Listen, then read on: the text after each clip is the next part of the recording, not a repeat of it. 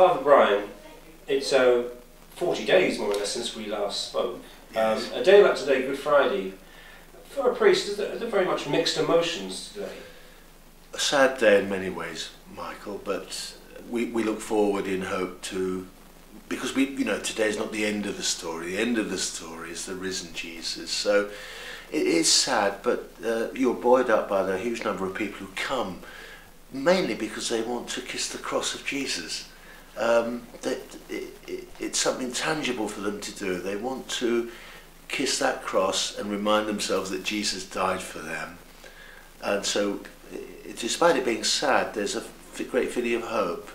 And I think that because of the situation in the world, we think of the Italians, the earthquake, and the problems locally with the recession, that people are really searching for something a bit deeper in their lives, that we are spiritual by our nature, and whatever we have materially will never satisfy us. We search for something more, and I think people are doing that.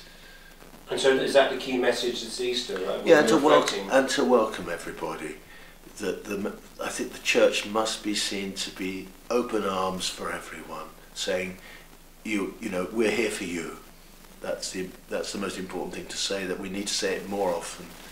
It's not a club. It's for all comers, and whatever people, warts and all, as it were.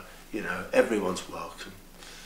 And do you think the message of the death of Jesus Christ on the cross, do you think the message is as profound today as it ever was? Yes, I think it's the most sublime message in the whole world, that Jesus died for us, that he was human like us, shared our worries, our concerns, our loneliness, our defeats, but was without sin and raised us up in our sin, so that failure isn't the end of the story, that we are united with the risen Jesus. And that's what I'll be saying at all the masses over the weekend.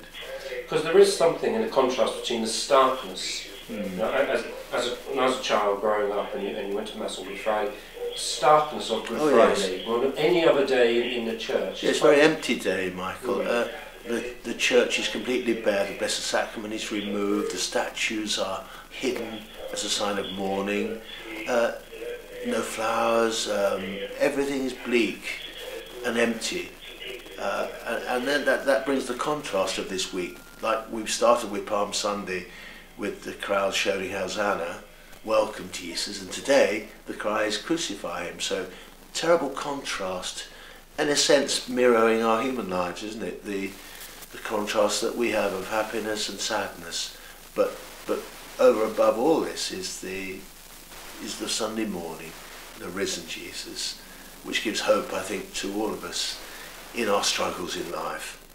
And we're all struggling, and it's not an easy life for many people, but we hope that with the Lord they will see that life has meaning, and that it is optimistic and joyful in the end.